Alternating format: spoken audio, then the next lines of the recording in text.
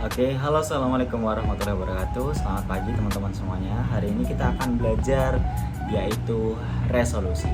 Kalau kemarin kita sudah belajar tentang apa itu FPS, frame rate per second, hari ini kita akan belajar bersama-sama yaitu tentang resolusi video.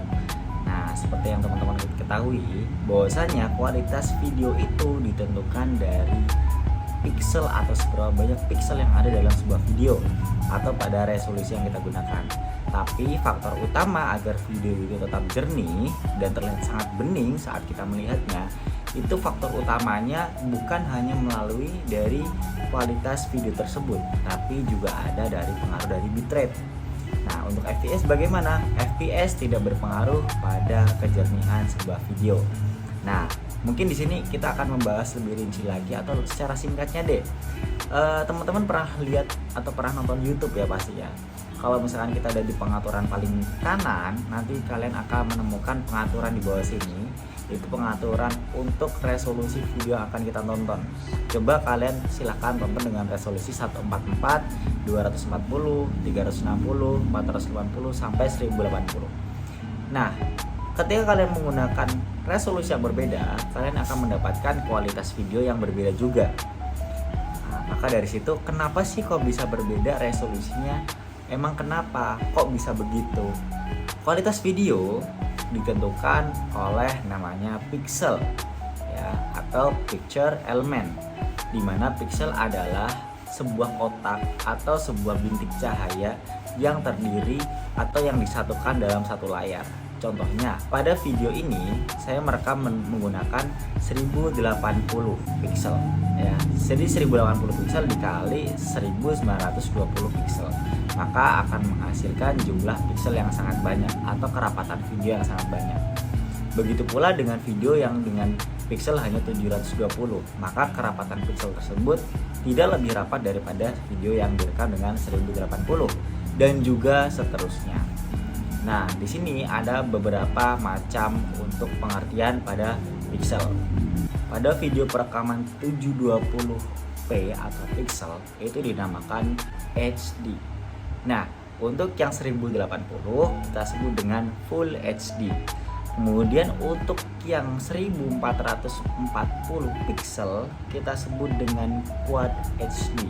Dan kemudian di situ ada 2K, ada 4K, ada 8K. Nah, semakin tinggi pixel yang digunakan, maka akan semakin besar juga data yang kita gunakan. Contohnya, pada video 720 dalam durasi 1 menit, dia akan menyimpan video tersebut dengan besar mungkin 60 MB. Tapi berbeda dengan ketika kita merekamnya menggunakan video 1080. Nah, video yang 1080 pixel ini akan menggunakan memori yang lebih besar daripada 720 pixel. Karena kerapatannya yang berbeda, maka di situ dia akan mengambil data yang lebih banyak juga. Lalu, kapan kita harus menggunakan Full HD? Kapan kita menggunakan 4K? Kapan kita menggunakan 8K? Nah, video-video yang menggunakan 4K atau 8K itu biasanya untuk video atau rekaman yang akan ditampilkan di layar lebar. Misalkan kamu menggunakan HP saja, hanya menggunakan HP, sepertinya itu hanya cukup menggunakan Full HD atau 1080 pixel. Kamu nggak perlu merekam video-video itu menggunakan 4K. Nah, misalkan di HP kalian itu sudah ada fitur perekaman menggunakan 4K. Apakah kita harus merekam video itu menggunakan 4K selalu atau bagaimana? Nah, kita melihat juga kebutuhan apa yang akan kita gunakan. Misalkan teman-teman hanya membutuhkan untuk kebutuhan Instastory saja, atau sekedar untuk video WhatsApp atau dan lain sebagainya, atau mungkin dokumentasi sekolah atau perkuliahan atau agenda-agenda yang mungkin menurut kalian itu momen penting. Dalam pengalaman saya pribadi, untuk pengambilan video seperti itu kita cukup menggunakan Full HD atau 1080 saja. Lalu kapankah kita menggunakan 4K? Nah, kita menggunakan 4K apabila kita menggunakan video tersebut untuk berkarya. Misalkan kita ingin syuting video di tempat yang mungkin sangat indah dan menggunakan pixel kerapatan yang sangat padat juga, kita bisa menggunakan 4K.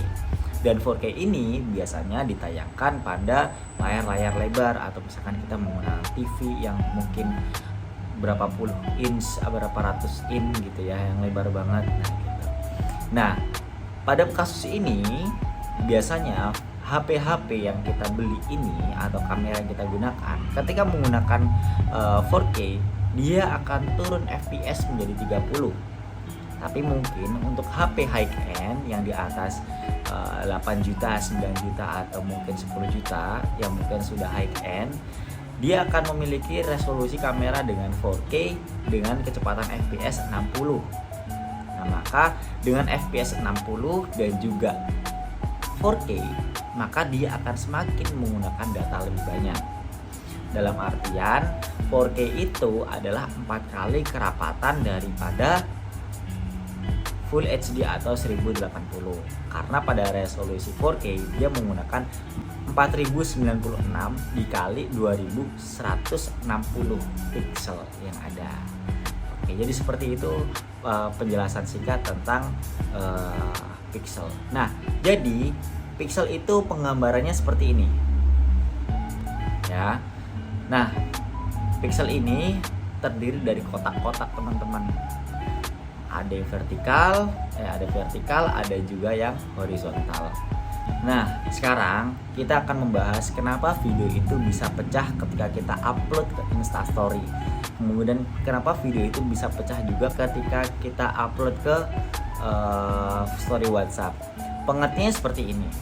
WhatsApp itu digunakan hanya untuk mengirim pesan yang pertama.